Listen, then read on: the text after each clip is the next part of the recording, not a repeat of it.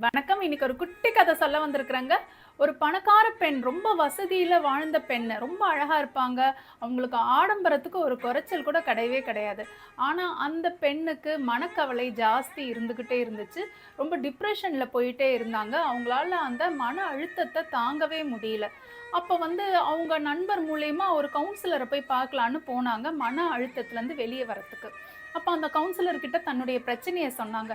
"எனக்கு எல்லாமே இருக்கு. ஆனா நிம்மதி, சந்தோஷம் எதுவுமே இல்ல. மனக்கவலை ஜாஸ்தி ஆயிட்டே இருக்கு. என்னால மன அழுத்தத்த தாங்கவே முடியல. நெஞ்சு வெடிஞ்சிடுற மாதிரி இருக்கு. எனக்கு தயவு செஞ்சு உதவுங்க. எனக்கு சந்தோஷத்த குடுங்க, நிம்மதிய குடுங்க. ஏதாவது ஒண்ணு செய்யுங்க." அப்படின்னு ரொம்ப வருத்தப்பட்டு அவங்க கிட்ட பேசுனாங்களாம். இத கேட்ட கவுன்சிலர் "இதுக்கு உங்களுக்கு ஒரு தீர்வ என்னுடைய இந்த கிளினிக்க சுத்தம் பண்ற இந்த பெண் தருவாங்கன்னு" சொல்லிட்டு, அந்த பெண் கிட்ட இந்த அம்மா பத்தி விஷயங்கள சொல்லிட்டு, அந்த அறைய விட்டு போயிட்டாங்களாம். அந்த கிளினிக்க பெருக்கி தொடைக்கிற அந்த உதவியாளர் பெண் பேசத் தொடங்குனாங்களாம். "அம்மா, எங்க வீட்டுக்கார் செத்து 3ஆம் மாசத்திலேயே என்னுடைய பையன் ஒரு பெரிய ஒரு ஆக்சிடென்ட்ல இறந்து போயிட்டான்.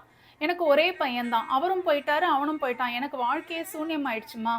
என்ன செய்றதுன்னே தெரியல. எல்லாரும் என்கிட்ட பேசுவாங்க. ஆனா எனக்கு சிரிப்பே வராது. அவங்க கிட்ட பேசவே எனக்கு தோணாது. ஒரு நாள் ஜோரா மழை பெஞ்சதும்மா. என்னோட குடிசை வாசல்ல ஒரு சத்தம் கேட்டுச்சு. வெளிய வந்து பார்த்தா ஒரு சின்ன பூனைக்குட்டி. பொறந்து ஒரு 20 நாள் தான் ஆயிருக்கும்.